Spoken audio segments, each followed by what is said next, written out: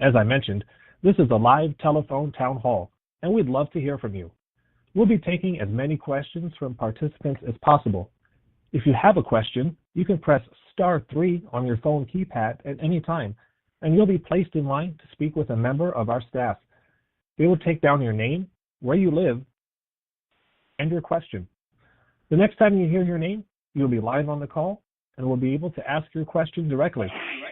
If you are streaming the event on our website at norton.house.gov/live, you can simply type your name and question below the streaming player.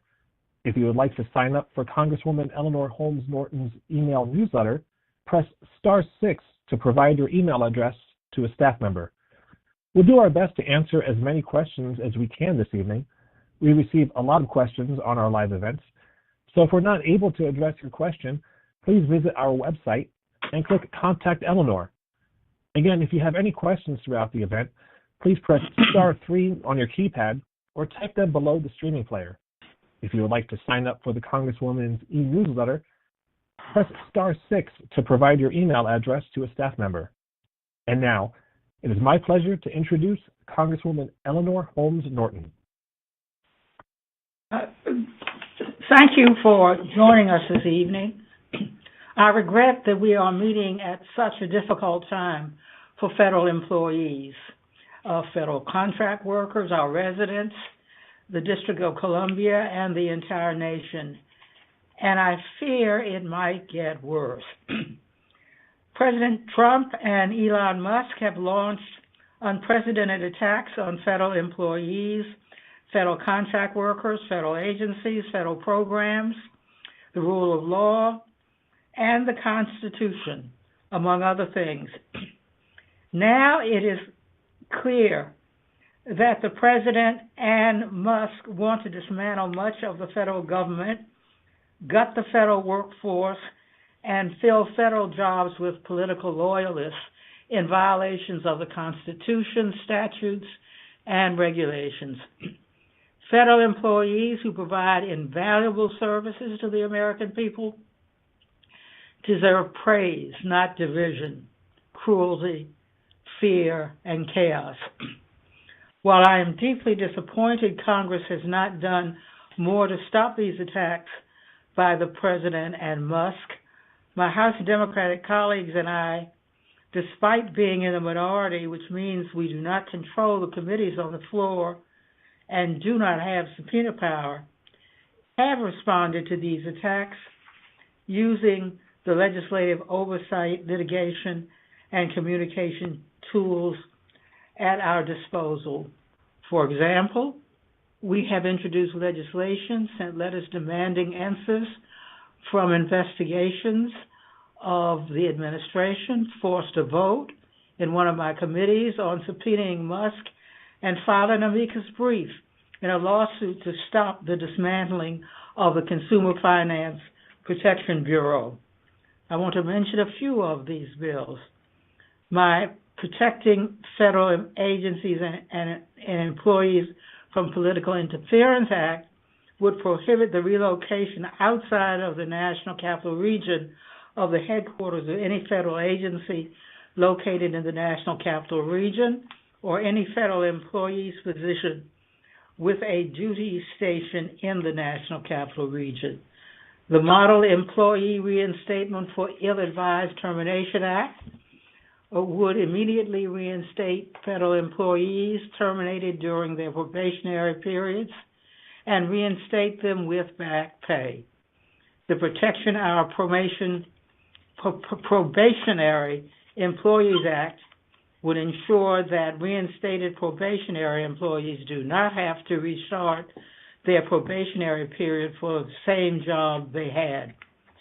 I am also working on a bill to make it easier for fired federal employees to collect unemployment insurance benefits. Before we hear from our panelists, I want to discuss the act of fiscal sabotage against D.C. and the continued resolution that was enacted last weekend. The CR will result in a cut of more than $1 billion from D.C.'s current budget. For the last 20 years, DC has been able to operate under the local budget enacted by DC for its current fiscal year for the duration of every CR. This CR does not allow DC to do so. House Republicans intentionally excluded the DC provision. It was not a drafting error. I was very pleased the Senate passed a separate bill immediately after passage of the CR to fix the treatment of DC in the CR, but we might face challenges getting the Senate passed bill through the House. Before the House passed the CR, I filed an amendment to fix the treatment of DC. The treatment of DC. Republicans rejected it. I thank the likely thousands of DC residents, including elementary and school students, who called members of Congress and showed up in the halls of Congress to fix the treatment of DC in the CR. Over the past 2 years, Congress, especially the House, have attacked DC Home Rule more than at any time since the 1990s, including members introducing bills to repeal the DC Home Rule Act itself, which would abolish the offices of the mayor and council. Now the president has said he wants the federal government to take over DC. We will not stop them. We will stop them from doing so. I will do everything in my power to combat the attacks by the president, Musk, and Congress. Thank you again for being here, and I will turn it back over to the moderator. Thank you, Congresswoman Norton, for those remarks. On the call, we have Rob Shriver, the Managing Director of the Civil Service Strong and Good Government Initiatives at Democracy Forward. In this role, he leads Democracy Forward's efforts to ensure that the federal government is delivering for all Americans through career civil service experts hired based on their merits. Prior to joining Democracy Forward, Rob served as the acting director of the U.S. Office of Personnel Management, or OPM, in the Biden-Harris administration.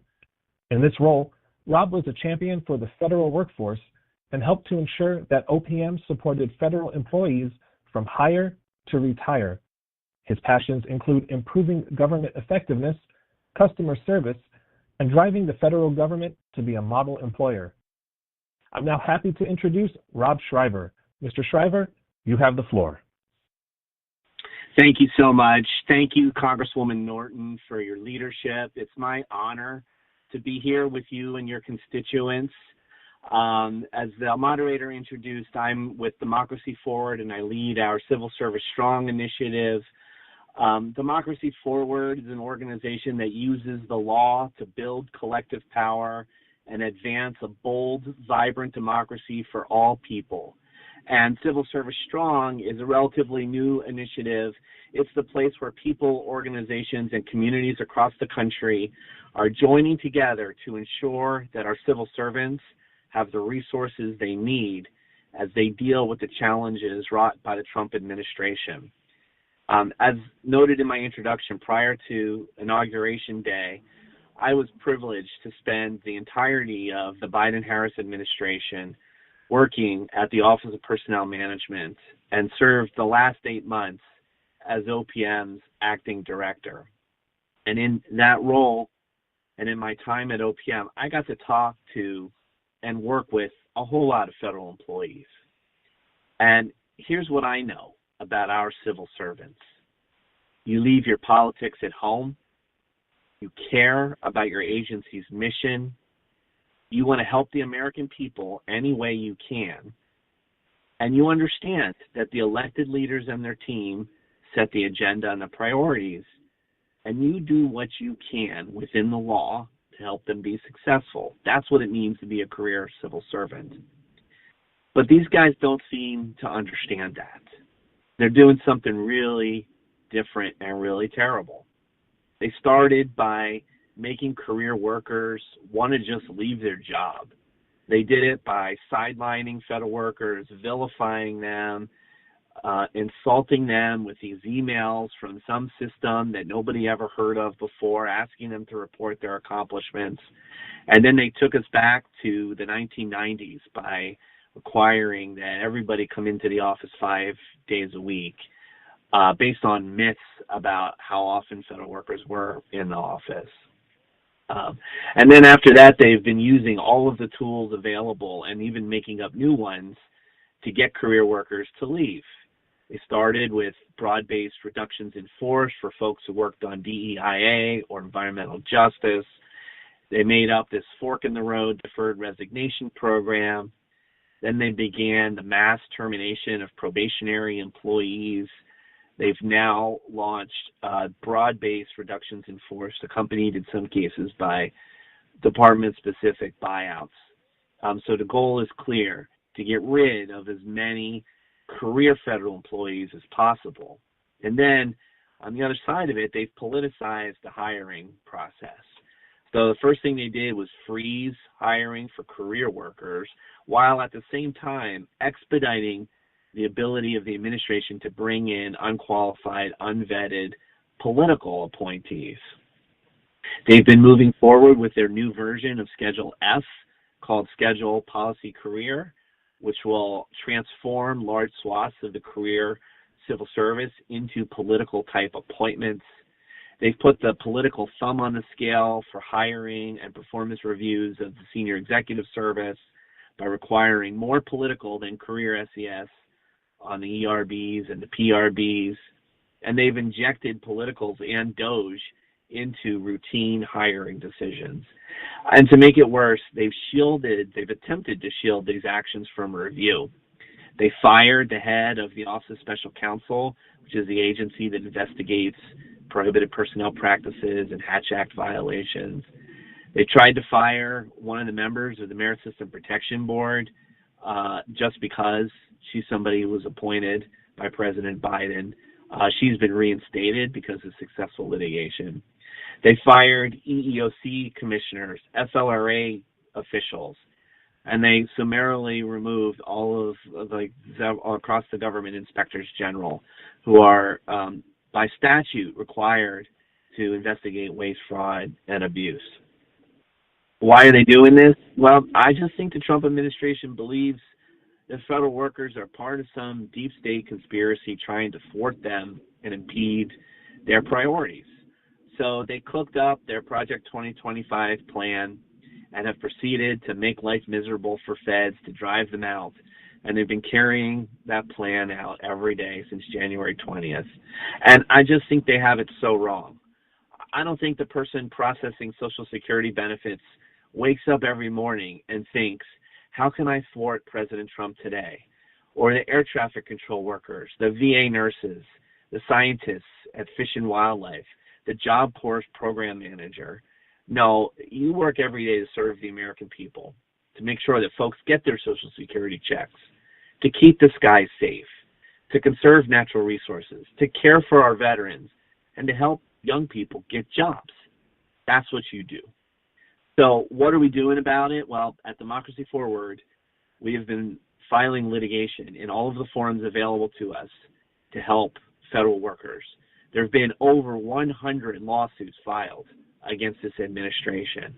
We have successfully filed actions with the Office of Special Counsel on behalf of probationary employees and got the first 6,000 USDA workers put back on the job. We've sued DOGE multiple times, starting with the very first day of the administration, and we've been able to block DOGE from accessing sensitive public data, sensitive government records at multiple agencies. We've sued to stop the implementation of the new Schedule F. We have brought litigation in support of agencies that the administration is trying to eliminate, like USAID, like the Consumer Financial Protection Bureau, and on and on and on. We're fighting for feds in the courts, before the Office of Special Counsel, at the Merit System Protection Board, and it's working. We are achieving victories every week almost every day in a variety of different court cases. And the administration right now has a big mess on its hands, putting back to work thousands of probationary employees who they incorrectly terminated on mass terminations. You can find further information about resources available to feds at www.civilservicestrong.org. And with that, I'll turn it back over to the moderator, and I'm happy to help answer questions later on. Thank you. Thank you, Mr. Shriver. Just as a reminder before the next speaker, if you would like to get in the queue to ask questions, you could press *3 on your keypad if you're on the phone. If you're streaming online, you could submit your questions below the streaming player. If you would like to sign up for the Congresswoman's e-newsletter, press *6 to provide your email address to a staff member. Next on the call, we have Ottis Johnson, the District 14 National Vice President of the American Federation of Government Employees. Vice President Johnson has been a union activist for more than 29 years. Mr. Johnson has held several positions in AFGE Local 1831, to include steward, local treasurer, and local president. Ottis Johnson is a proud veteran of the U.S. Army. Mr. Johnson, the floor is yours. Thank you very much, Mr. Moderator. Thank you very much for inviting me to deliver remarks on Representative Eleanor Holmes Norton's town hall to discuss the recent attacks on federal and D.C. government workers. As the moderator stated, my name is Ottis Johnson, Jr., and I am the AFGE National Vice President for District 14, which represents Washington, D.C., Maryland, parts of Virginia, and all of Europe. I represent D.C. government workers and federal government workers who live and work in D.C. We thank you for giving AFGE the opportunity to speak. AFGE is terribly concerned and fighting back against the continued attacks by the Trump administration and DOGE. Trump and his DOGE have terminated tens of thousands of employees under the false premise of poor performance. D.C. government employees and federal employees across the country's lives have been turned upside down by these terminations and the continued campaign of fear and intimidation. The Trump administration refuses to work with the union and has sought to defund agencies and continued their campaign on steep cuts to the federal and D.C. government personnel. Just last week, they shuttered the Wilson Center and the Voices of America. Just last week, again, the administration and Congress put the D.C. budget at risk. The continuing resolution included a provision that would have caused D.C. to cut spending by nearly $1 billion. But the Senate voted against the budget cut on Friday, but the House still needs to vote on this provision. This will harm the citizens of D.C. and make it harder for everyday Americans to receive the services. Schools could be hurt. Trash pickup could be halted. AFGE strongly urges the House members to pass S1077 next week to block the over $1 billion in D.C. budget cuts this fiscal year. Adding insult to injury, Trump, Musk, and their followers are treating our AFGE members and our employees who stand up and raise their voices with disrespect and mistreatment online. We call on you to stand with AFGE to protect the rights to unionize, to fight, to protect our federal and D.C. government workers' benefits, including federal retirement and health care. We need your support now more than ever. Representative Norton, you have proved that time and time again, standing with AFGE. The AFGE litigation strategy continues to be forceful, but we still need Congress and members of the public raising their voice and taking a stand to ensure federal and D.C. government workers can serve the American public with dignity and respect. While we averted a government shutdown last week, the CR that passed still lacks significant funding, staffing, and essential protections for federal and D.C. civil servants. We must continue fighting the onslaught of attacks by this administration. We urge you to use your voice and power in Congress to continue fighting for AFGE and block any further terminations, reductions in force, closing of agencies, or other harmful attacks to pay and benefits of federal and D.C. government workers. And with that, thank you for the opportunity to speak and look forward to answering any questions in the end. Now, our next speaker coming up will be our legislative representative from the American Federation of Government Employees, Ms. Fiona Kohrman. Hi, good evening, everyone. I want to make my remarks brief and piggyback on what MVP Johnson said. We thank you so much for giving us the opportunity to be on this call tonight, and the AFGE legislative team is supporting the leadership as well as our friends at Democracy Forward with trying to fight back against the numerous attacks on federal and D.C. government workers. We are urging members of the House to bring up on suspension and pass next week the bill to fight the $1 billion budget cuts to Washington, D.C.'s fiscal year budget.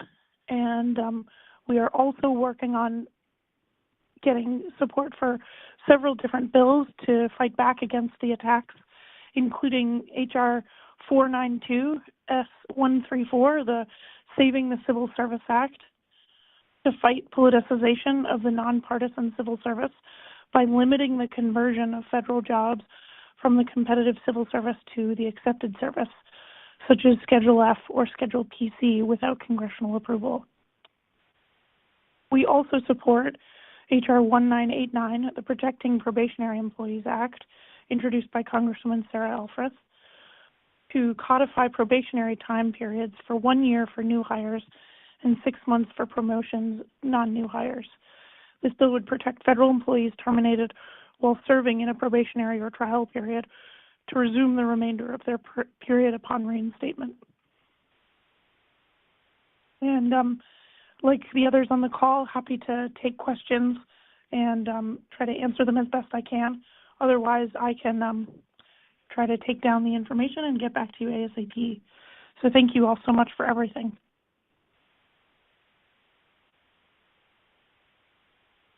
Thank you, AFGE Vice President Ottis Johnson, and thank you, Fiona Kohrman. As a reminder, this is an interactive forum. We would love to hear your questions. We're now moving to the Q&A portion of our town hall. If you have a question, you can press *3 on your keypad at any time to get in the queue to ask a question. A member of our staff will collect your questions, and we will answer as many as we can during this live event. Again, you can press *3 on your keypad at any time to get in the queue to ask a question.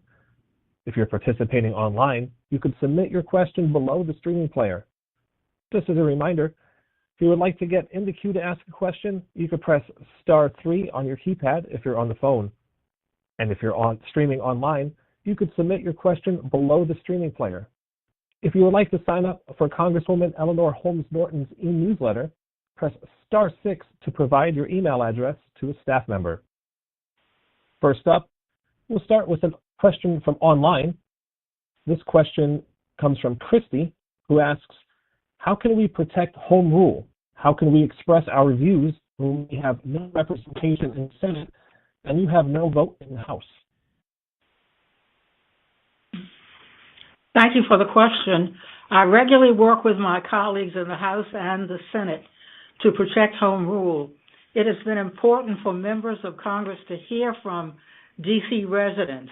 Our residents' recent activism regarding the budget was pivotal to getting the correction bill introduced and passed in the Senate, and will be important as we go forward in the House. It was amazing, for example, seeing school children telling senators and staff that cuts could mean losing the teacher they love. All of us have to keep fighting.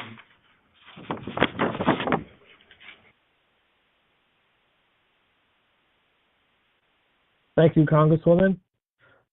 And once again, just as a reminder, if you would like to ask a question live on tonight's call, you can press *3 at any time to get in the queue. Also, if you would like to sign up for the Congresswoman's e-newsletter, press star 6 to provide your email address to a staff member.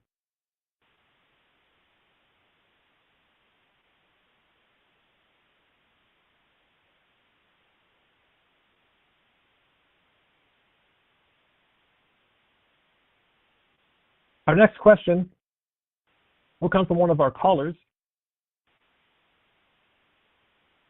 Our next caller is Teresa, who joins us from Ward 3. Teresa, you are live on the call with the Congresswoman. Please go ahead with your question. I heard that there were two organizations in D.C. that were not related to the executive branch, although they are part of the government.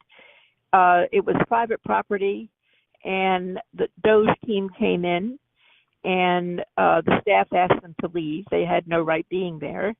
And what I've heard is that that DOJ group brought back so-called U.S. Marshals, who I guess were armed. And the staff called Muriel Bowser's office and asked for some assistance, some protection, and Muriel Bowser's office said they could not assist, and the staff was escorted out per the DOJ team's request. And I think that happened in one governmental building, again, not related to the executive branch, and perhaps it happened in another governmental building. I'm not certain what the names of these organizations were, but I know they're highly respected organizations that are located in D.C. Could you comment on that and clarify what actually happened?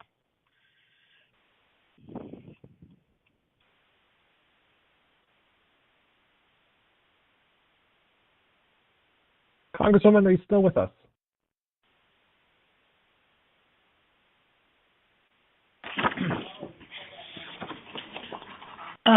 That's concerning to hear. I would like to see if AFGE on the phone has more information to address on that.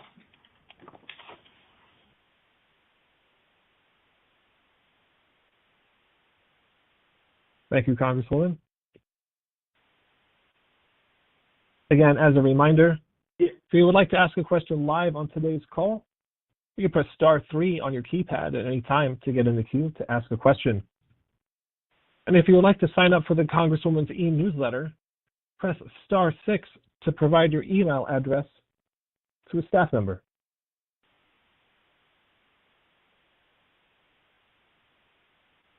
This is Rob Shriver from Democracy Forward. I can jump in on a little bit on that last question about DOJ accessing federal workspace in private buildings. We certainly have been tracking and have pursued litigation against DOJ for what they have done with African Development Foundation. This was a pretty prominent confrontation that happened last Friday. I'm not sure if this is the specific circumstance that the caller is referencing, but I'll mention it because it is similar in the respect that DOJ has been very aggressively seeking access to spaces, to data, to information that it doesn't have legal ability to get access to. And we have certainly heard of these tactics and are aware that these tactics of bringing the Marshal Service are happening.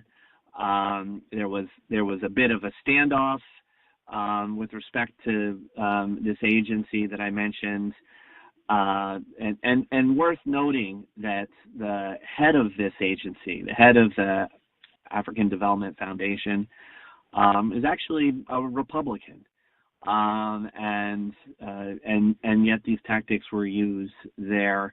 And so what we are doing at Democracy Forward is every time that we are getting we are hearing about misconduct by DOJ we are leveraging the tools that we have at our disposal. We're bringing the litigation, and we're looking to get court orders to block DOJ from doing this again in the future and declaring that what they've done is illegal. And sometimes we're able to have some victories there. Sometimes the victories might be temporary, and we have to just keep going round after round with them. But these stories are, of course, incredibly distressing and disturbing for the federal employees that are experiencing them. And I don't know if anybody else says anything more specific about it, but it just fits into the larger pattern that we're seeing that has been a major topic of litigation that we've been bringing. Thank you to both of you for that. Our next question comes from Lieutenant Helen, who calls from Northwest D.C. Lieutenant Helen, you are live on the call with the Congresswoman. Please go ahead with your question. Good morning. Good evening. I hail to the Lord Jesus Christ. First of all, I just want to thank Lady Eleanor Holmes. I hear in her voice she is fighting for us, and we're just so blessed to have her in our camp, so to speak. I can't imagine what it would be like for someone who would just stand around and not do anything and take their concerns home and not worry about it. So we do appreciate you, Lady Holmes. I know that this is a very stressful time for you. I am out of work, homeless, and it's stressing. And I know that I paid my union dues. My union did nothing, and I don't know how you are getting through this. But what I would like to know, Lady Eleanor Holmes, how can we help? I mean, we are praying for you. You're on my prayer list for my sorority as well as at my church. But how can we help you with these events? I mean, I know we could go down to the Capitol, but one of the biggest reasons is we're not a state. I've applied for aid from national organizations, and literally D.C. would not be listed as an option for where you live. I would call the agency, and they would say to me, well, we have to deposit the funds into the state treasury, and that's why they don't have. They said, can't you just go to Maryland or Virginia? I don't live in Maryland. I don't live in Virginia. I live in D.C. I'm 4 generations deep. I'm not going anywhere. I love D.C. I just want to know what we can do, first of all, to move us into statehood, because this is really what this is about. I mean, I think I see extermination practices happening so that we could just get tired and die off. But we, like Lady Eleanor says, we got to keep fighting this fight. And what can we do to help her? Because I feel helpless. Thank you for your time.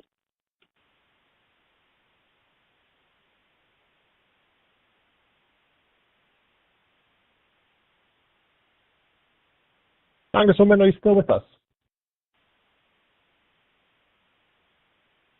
I always love to make sure D.C. is treated the same as states. I do have a constituent service office to help constituents. They are here to help. That you to help you. Thank you for your support of statehood.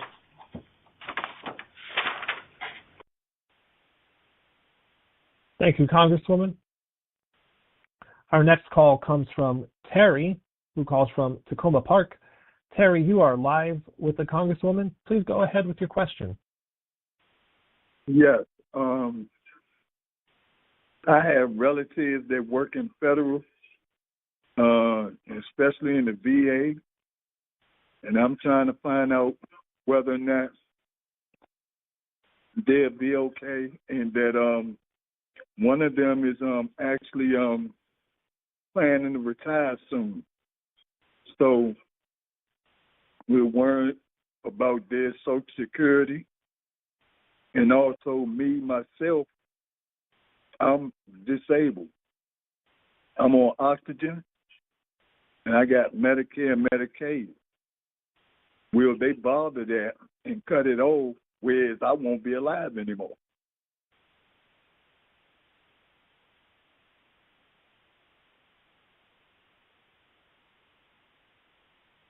Hello? This is Otis Johnson from AFGE. As Brother Shriver spoke earlier, with Democracy Forward and AFGE, we are putting forth the great effort into filing all of the lawsuits and everything that we can do to protect everyone at the VA and at Social Security. We are doing everything in our power as far as legally to stop anyone and trying to protect your Medicaid and Medicare as well.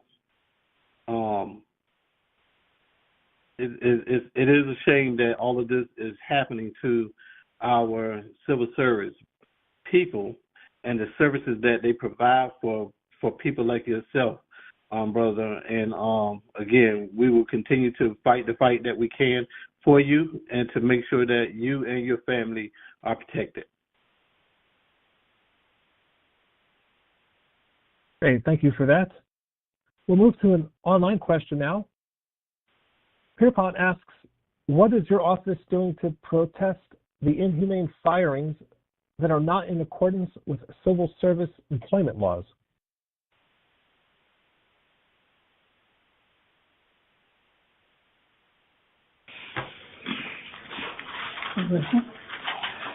As I mentioned, I strongly oppose what Trump and Musk are doing to the federal workforce. I was a longtime tenured professor of law at Georgetown, and their actions violate numerous statutes. My Democratic colleagues and I are using the legislative oversight, litigation, and communication tools at our disposal. For example, I am a co-sponsor of a bill to immediately reinstate workers terminated during their probationary periods not for cause, and reinstate them with back pay. I'm also a co-sponsor of a bill to ensure that reinstated probationary employees do not restart their probationary period for the same job they had. I am also working on a bill to make it easier for federal employees who were fired during the Trump administration to get unemployment insurance benefits.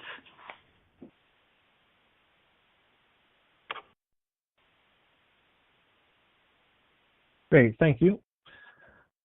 And again, as a reminder, if you would like to sign up for the Congresswoman's e-newsletter, please press *6 to provide your email address to a staff member. If you'd like to join the queue to ask a question live, you can press *3 on your keypad at any time. If you're watching online, you could submit your question below the streaming player. We'll move to another caller. These next questions will be directed towards Mr. Shriver and Mr. Johnson. Our next question comes from May. May, you are live on the call. Please go ahead with your question.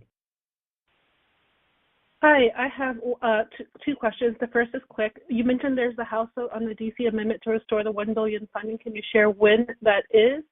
And then the second question is just that I work in a nonprofit that serves the community, and one of the core services we provide is to provide fresh food. And lately, the number of people we see shopping at our no-cost choice-based markets have more than doubled to serve 500 to 700 people per day. And I know that this is just one of the examples of how demand for services is going up across the board. And I want to know for any of the panelists, like what support is going out there for nonprofits who are doing much needed vital work, and we know that demand will go up, yet the funding environment seems to be uncertain. Thank you.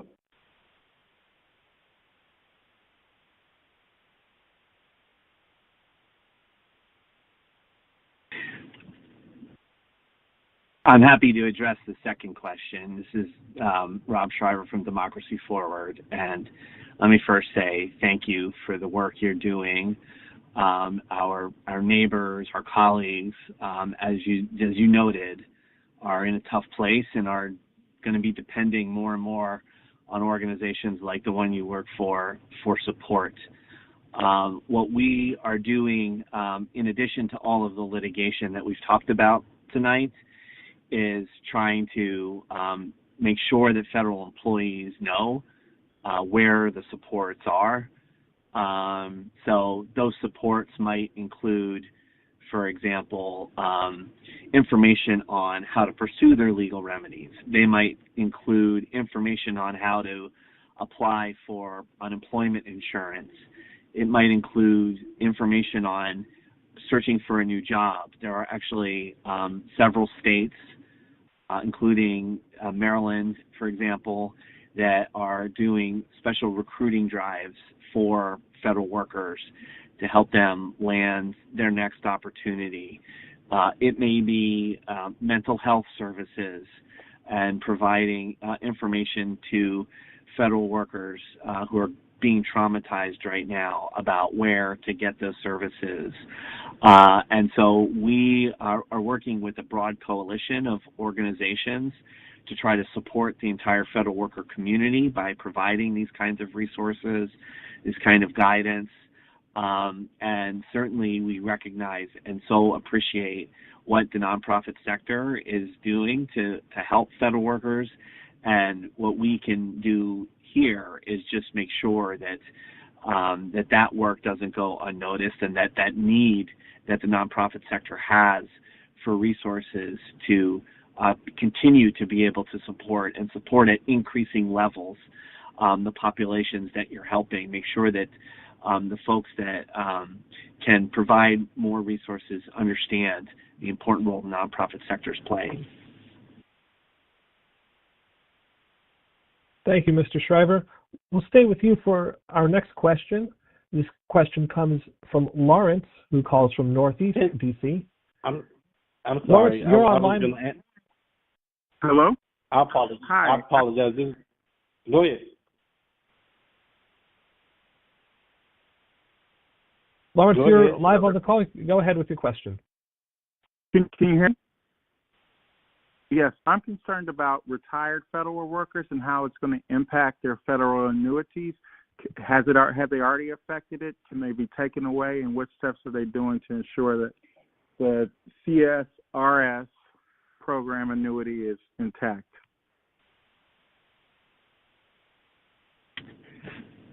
So yes, I think you're right to be tracking that issue. There have been efforts in the past to try to reduce the retirement benefits that federal employees receive.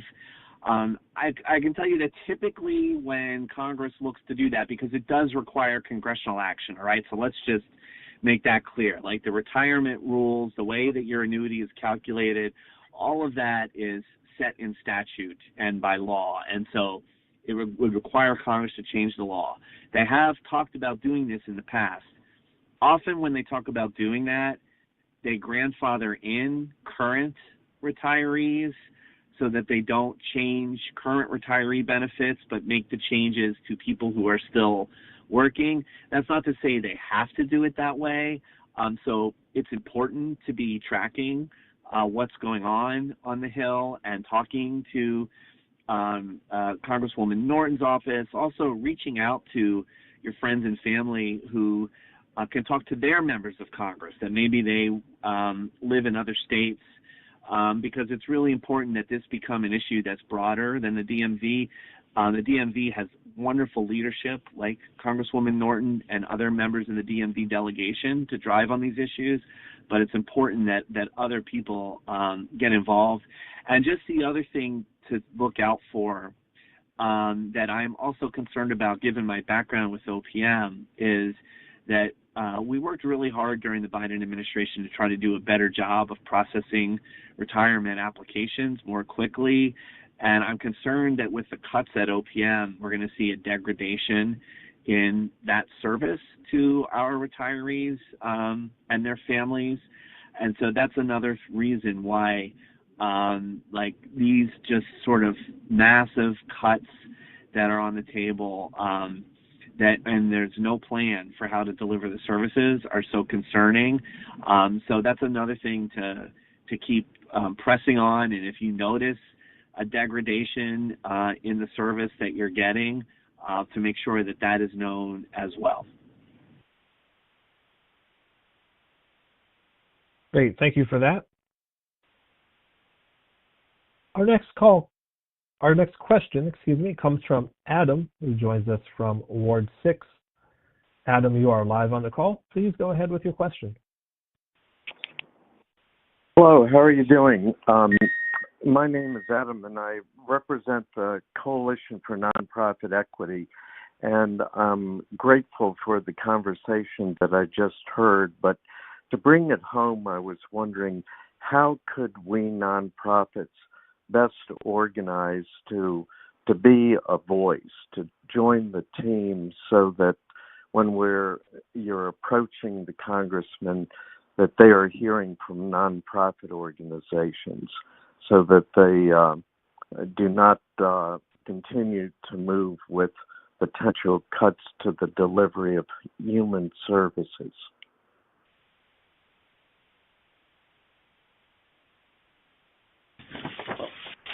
Adam, this is Ottis Johnson from AFGE.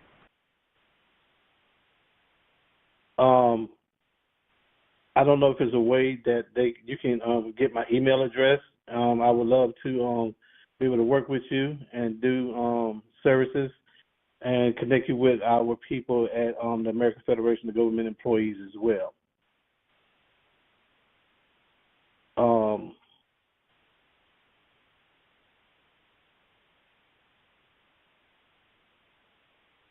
Because we definitely need nonprofits as well too, because you guys serve a vital role in these instances now that we're going through, and we would love to be able to get all of the resources out to our members and out to our employees that will benefit them. Thank you, sir. We'll move on to our next caller.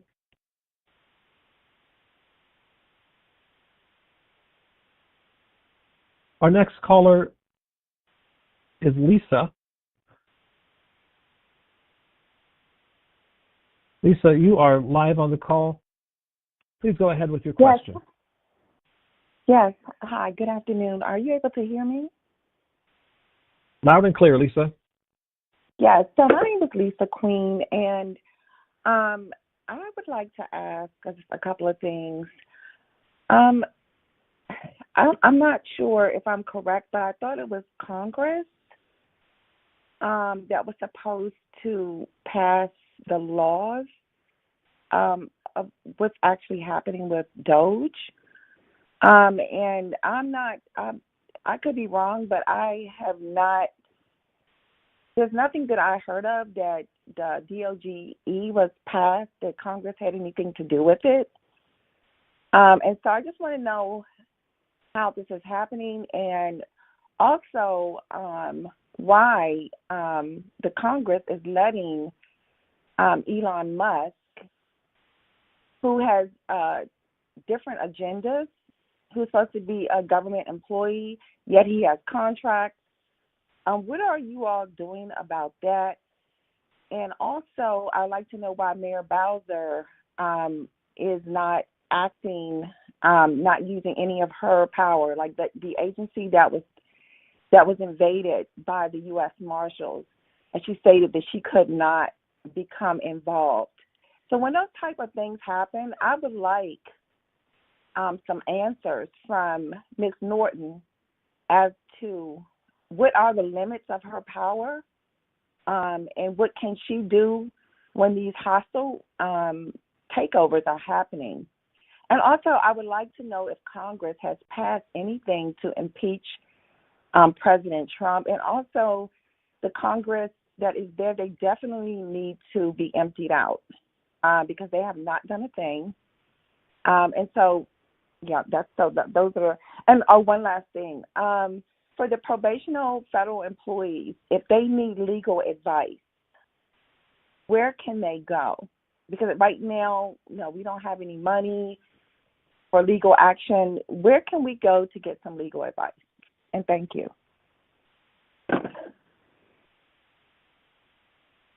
I can answer the last question. This is Ottis Johnson from AFGE District 14. If you are a union member, you can get in contact with your local, and if you're part of AFGE, have your local president or to get in contact with my office.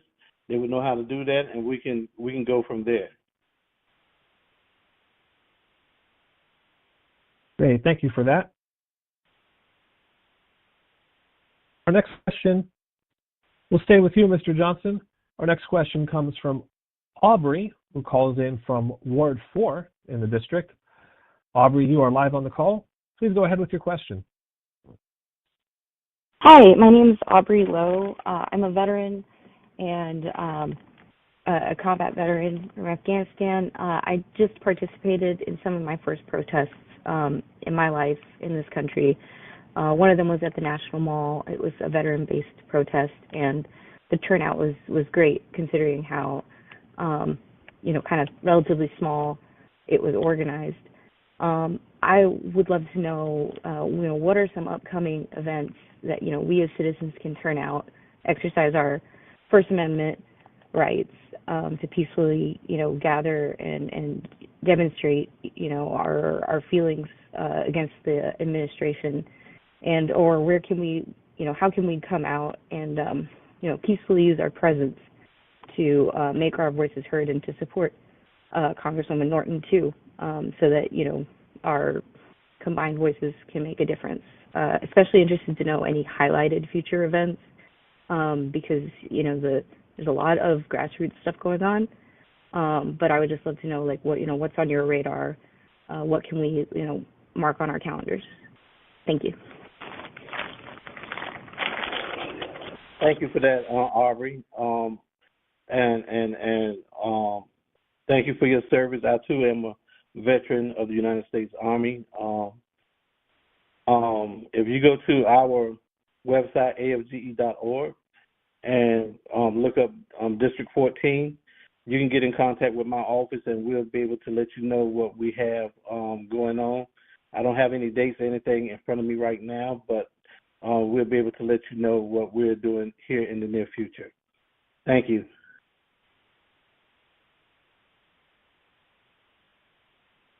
Thank you for that. We'll move on to another caller, and this question will be directed back towards the Congresswoman. We have Eleanor, who calls us from Ward 3. You're live on this call. Please go ahead with your question. Hello, good afternoon. My name is Honora Carter Mayran, and I'm calling. My question was answered by Miss Lisa, but I also would like to know, how do I have a voice, because I am wheelchair bound and not able to go to the different meetings and things. So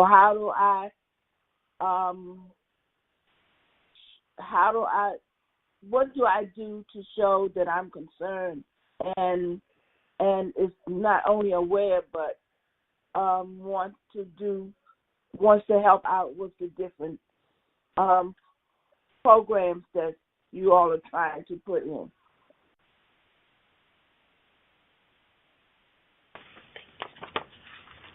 Thank you. AFGE, I think, can tell you how to get involved.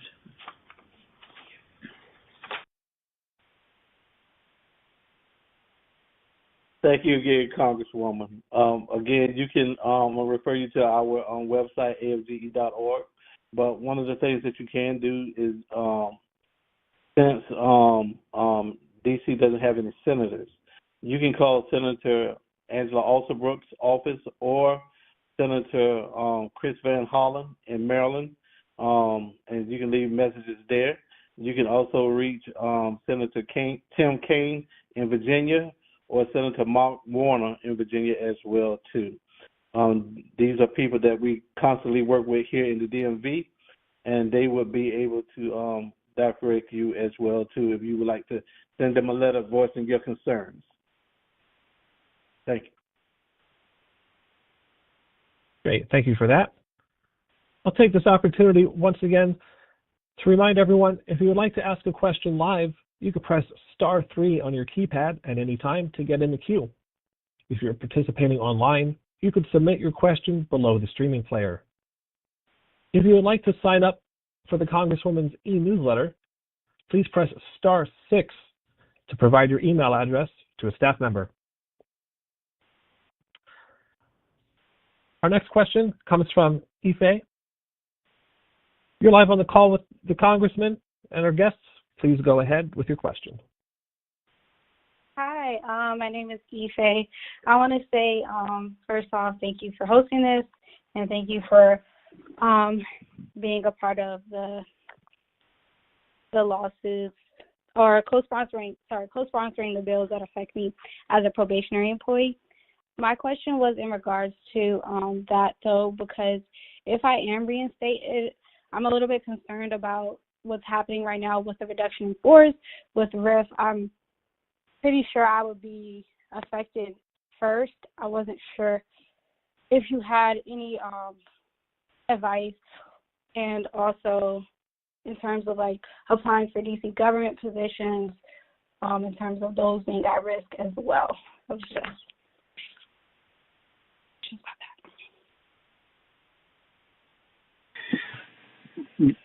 Congresswoman, this is Rob Shriver. I'd be happy to jump in on the probationary employee question. So you're right that getting probationary employees reinstated is not the end of the fight. That's round one. We firmly believe that the mass termination of probationary employees is a violation of the law and a prohibited personnel practice. And we've been successful at the Office of Special Counsel, and there have been court rulings that have, and the Merit System Protection Board, all ordering probationary employees put back to work. And as a result of these decisions, OPM revised its guidance that previously directed agencies to terminate probationary employees and instead changed it to say that was up to the agencies. And we actually saw some agencies voluntarily bringing workers back. And so that's good, right? Because it gets you back on the payroll, it gets you getting a paycheck, it gets you more time. You are right to be concerned about the reductions in force coming next, because the way that the rules work around reductions in force, people are retained based on their seniority, based on whether they're a veteran or not, based on performance. And so it's possible that probationary employees could be reinstated, then just to ultimately be let go under a reduction in force. What's important, though, is that you have rights under the reduction in force rules, and that there are procedures that the agencies are required to follow that give you advance notice, give you an opportunity to appeal if you think they misapplied the rules, may entitle you to severance pay. So we have to keep taking it like at each step and keep fighting for everybody. I think there are a lot of questions about whether these mass reductions in force are similarly problematic from a legal perspective. So let's get everybody back on the job first. Let's get all these probationary employees reinstated. The agencies had to submit their reduction in force plans to OPM and OMB last Thursday. We've submitted FOIA requests, and if we don't get them in the FOIA requests, we're going to sue to get those plans, because those plans are going to be critical to how we evaluate what they're doing from a reduction in force standpoint. So again, we got to fight it every step of the way. Let's get everybody back getting paid now, because it's clear that these mass terminations are illegal. And then let's hold the agencies to account for these reductions in force. Make sure they're valid and challenge them where they're not. And each step along the way, that gets you closer to not being a probationary employee, right? Because you get more service time in the meantime.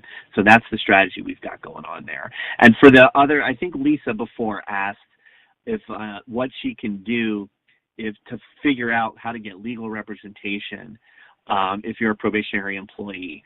So go on to civilservicestrong.org. There's a lot of information there about probationary employees, including that there are multiple law firms that have filed class action appeals at the Merit System Protection Board on behalf of most of the agencies in government. You might be covered by something like that already. So go on civilservicestrong.org and look up the information we have there on probationary employees. Great, thank you for that. Our next question comes from Charmaine. Charmaine, you are live on the call with the Congresswoman and her guests. Please go ahead with your question. Okay, hi, good evening. My name is Charmaine Covington. I am a DC resident. I live in Ward 4 as well. The first part of my question basically has been answered about the federal employees, like where could they go and get assistance. But what I always hear on these types of calls, they never really talk about the disability community whatsoever. And for me, like I'll just tell you briefly, I went to bed and woke up blind when I was 32. I'm 53 now, and I do receive SSDI. And my concern is about Social Security, and I do receive Medicaid and Medicare, and I've already experienced cuts from my Medicare. And it's always amusing to me how people always tell us to go to these websites that's not accessible friendly for visually impaired people. And just like the other young lady who said she's in a wheelchair, it's very difficult for people with disabilities to get around because I advocate for my people. I call my people the blind crew because I'm blind, okay? And I just want to know, if they affect my Social Security, what am I supposed to do? Where can I go? And I understand you say contact and your organizations do this, but there are salary caps with some people that, you know, may have been working already, and they don't qualify for the assistance that y'all offering us on these websites. So I'm asking Miss Eleanor and the other people on this panel, what do the people that on Social Security, where do we go? What do we do? Just like the other gentleman. Him, when his oxygen tank cut off, he got to breathe. You know, and y'all keep, to me, it's just, I know y'all trying to help us, but to me, it's just the same thing. Y'all answer a question by giving us a statement, but it's not really a straightforward answer. So for a person with a disability, where do I go? Because district government sucks. The mayor sucks. That's just how I feel. Department of Disability Services, I don't even know why they are a Department of Disability Services. But where do we go for assistance? Because this has been going on before COVID.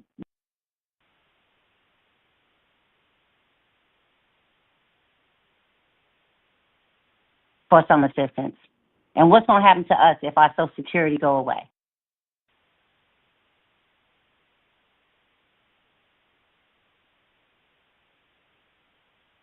Okay.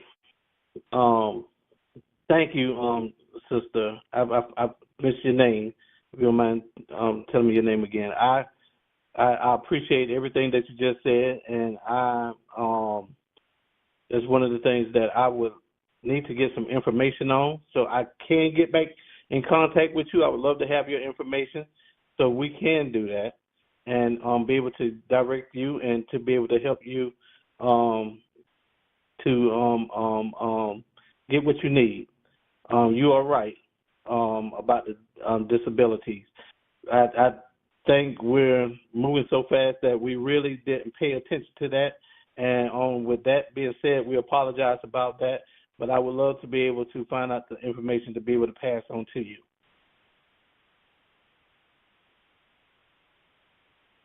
Great, thank you for addressing that. We'll move to an online question now. Our next question comes from Susan, who asks, can you elaborate on the bill regarding making it easier for federal employees to receive unemployment?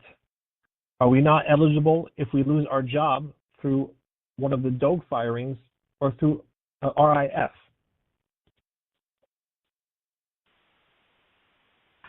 Thank you. I'm still working on the bill, but it will make it easier to receive your unemployment benefits, including if the agency is shut down. I will have more to share soon. I know these benefits are critical, especially when you shouldn't have been let go.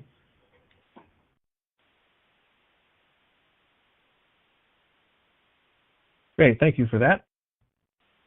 We'll move on to another online question. This question comes from Anne, who asks, can someone address the status of employees placed on administrative leave due to performing DEI duties?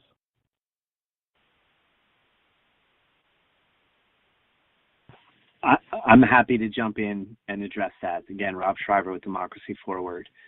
So at the very beginning of the administration, as part of their anti-DEI initiative, and for the disability advocate on the call from before, note that they never talk about the A part, the Trump administration. But when they gut DEI, they're gutting the A part too. They're gutting the accessibility part. And so they came in and with their anti-DEI crusade. They reached very broadly to try to capture not only people who are currently doing DEIA work, but people who used to do that work and moved on into a different job, or people who took a DEIA training, or people who maybe as part of their collateral duties participated in an interagency DEIA council. Agencies crafted an initial list. DOGE came in and pressured agencies to broaden that list and include more people, and they put them on administrative leave, and now they are proceeding through the reduction in force process. We have our eye on this very closely. I think you can expect to see some legal action about this. The way the legal rules work is it's hard to challenge when you're on administrative leave because you continue to be in a pay status, and often you have to wait until the effective date of the reductions in force in order to bring the MSPB appeal or other litigation. So those the earliest folks who are subject to a reduction in force, those dates are coming up. So I expect you'll see some legal challenges. I will also say that Democracy Forward has represented non-employee organizations who benefit from the federal government's DEIA work, and we've been able to score some early wins in some lawsuits challenging the entire anti-DEIA agenda here and that executive order. So that hasn't directly affected workers yet because it's brought by beneficiaries of the DEIA programs, but we have some favorable judicial decisions that cast serious legal doubt on what they're doing for DEIA. And then we will see these appeals coming through the administrative processes as well. Thank you, Mr. Shriver. We'll take just a few more questions on tonight's event. I'd also like to take an opportunity to remind you that if you'd like to sign up for Congresswoman Holmes Norton's e-newsletter, then you could press *6 to provide your email address to a staff member. We'll move back to a live question. This question comes from Kathy. Kathy, you are live with the Congresswoman and her guests. Please go ahead with your question. Yes, I'm a resident of Ward 5, and first of all, I'd like to thank Eleanor Holmes Norton for presenting this town hall. This is perfect for what we need at this time, because a lot of people are very frustrated, very upset, very distraught, and we need to get a handle on things as soon as possible. So my question is, I'm a retired federal worker, and my concern is data breach and how this person was able to go into a federal agency, several federal agencies, and access not just federal employees' data, but several people, their information and data. And nobody knows what they've done with it. Nobody knows anything about the status of who, if they changed data, if they transported our data to China, Russia, whoever, because it's like they had free reign to just go in and do what they wanted. So my concern is, what do we do as citizens to look at the government now to protect us in cases of mass data breaches? Because it's coming. It's going to be in a wave, because we still do not know what these Doge people did with our data. And what are we going to do to put safeguards in place so that this doesn't happen again? I mean, it totally is mind-blowing because nobody should ever have access that's not a government employee or has embedded or, I mean, he has nothing. You know, he walked off the street, literally, and went in and has access to data that he should not have. So we need to start putting safeguards in place now, and not just for that, but for everything, because they are coming for us as Americans as we have never seen before. So if somebody can please start putting up safeguards for this to never happen again, you know, in terms of the breach of the Capitol, that should have never happened, 9/11 shouldn't have happened. I mean, we're just kind of like willy-nilly at this point, not putting in safeguards, knowing that there's people out here that are trying to harm what is democracy.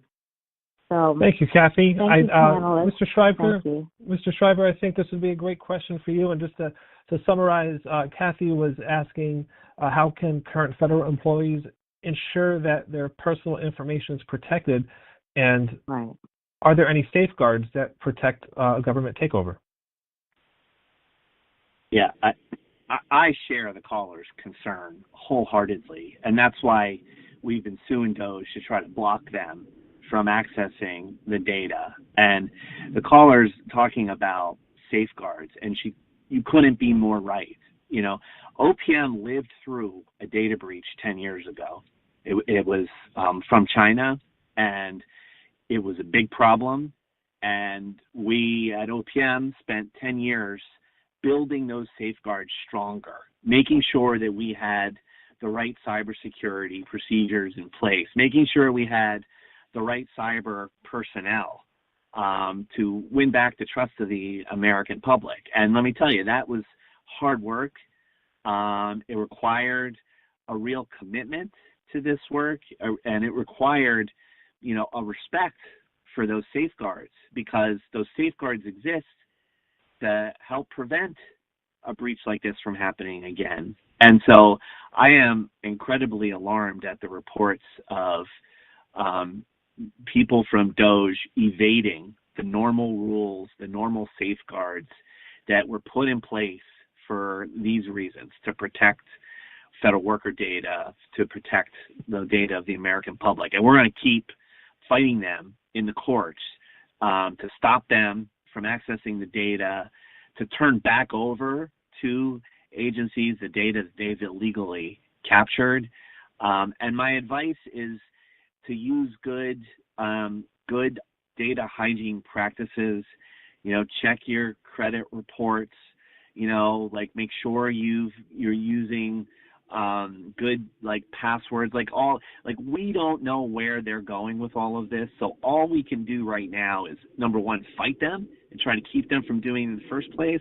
And number two, take the actions that are within our control to protect our information the best we can by checking our credit reports, you know, by checking websites, making sure there's no, we're not falling prey to scams or phishing expeditions or anything like that. For people who were caught up in the data breach 10 years ago, you may still have credit monitoring that is a good tool to sort of help you make sure that nothing weird is happening with your financial, you know, your resources and everything. So again, like, this is a big problem. It is being fought in the courts. It can't, you know, we've got to stop them from doing this. The safeguards that we had in place relied on people to adhere to them. If they're not going to adhere to them, you're absolutely right. We need to come up with better safeguards that can't be avoided. Thank you for that, Mr. Shriver. Next up, calling from Ward 4 is Miss Ella. Ms. Ella, you are live Yes. on the call with the Congresswoman and her guests. Please go ahead with your question. Good afternoon. I'm sorry, good evening. And thank you, Congressman, for having this forum. And I am glad to know it sounds like you're doing well. So, but my question also has to do with what we can do collectively as District of Columbia citizens. And I say that because while I'm not a part of the federal government, I'm in private sector, we do contract with federal government agencies all of the time. So there are people who are in the private sector. There are people who are also part of federal government, of course, district government, and of course, you know, just everyday citizens as the person, we had a couple of people to call that are, should be covered under ADA, which is, you know, Americans with Disabilities Act and such. So it really is throwing a wide spread blanket over a problem over a number of different people from different walks of life, but that are all district residents. I'm wondering, though, because we do have a, I think, you know, I can't remember what the exact title is, but, you know, the District of Columbia does have a legal office. And while you all are filing lawsuits and those lawsuits are trying to repeal certain laws, put in place certain protections and all of those things, and I do understand and I'm grateful for that. What about, though, having a class action suit for money damages, civil suit that's going to be filed against DOJ as well, both jointly and separately? Elon Musk personally, I mean, he's using America as his personal piggy bank, and so, you know, and usually, as the saying goes, money talks and BS walks. I guarantee you, if we hit them in their pockets, that will be something that they will have to respond to. They won't, and it will serve as a deterrent for any future coups that should try to arise again in America.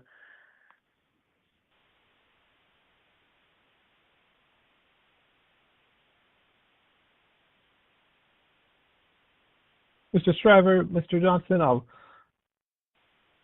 turn this over to you.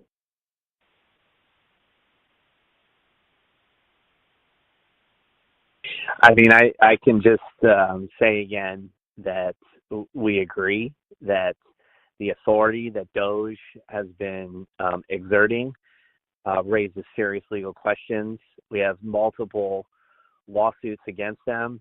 That is what our organization exists to do. We are an organization that's committed to using the tools at our disposal to support the rule of law and furtherance of our democracy. The speed of the justice system is frustrating to all of us because the Trump administration, through Musk and DOJ, are moving fast. And we are pushing the courts and pushing these administrative bodies all the time to meet this moment and act more quickly, because it can be quite frustrating, the length of time it takes for these cases to make their way through, because we are all seeing in plain sight what looks like rampant illegality, and the lawsuits are being brought to stop that. The lawsuits are being brought to put people back on the job, to put money back in their pockets if they've been wrongfully terminated. It all takes far longer than any of us would like, but what we do is grind away every day to push it ahead, push it further, push for the rule of law, push for people to get their day in court and get the remedies that they need. And we're going to keep doing it, but we agree. We agree that there's so many things that are concerning about what DOJ is doing, and the court system is going to have to stand up and hold these guys to account. Thank you for that, Mr. Shriver. We have time for one more question. This one comes from Jen. And Jen asks, Does one have to be physically in D.C. to receive unemployment? I'm a USAID Foreign Service Officer waiting to hear that I'm laid off any day. I don't have a place to land in D.C. because my condo is rented out, so I may not be returning there. Call the Department of Unemployment and they can answer all your questions at 202-724-7000.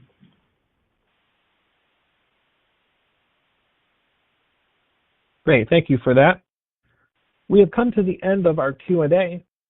We'd like to thank you all for your participation. And now I would like to turn it over to Congressman Holmes Norton for her final remarks. Thank you for taking time out of your day to join me and my guests, Rob Shriver from Democracy Forward, and Ottis Johnson, and to Fiona Kohrman, AFGE, for this important discussion. I always appreciate the opportunity to speak directly with you, my constituents. If we were not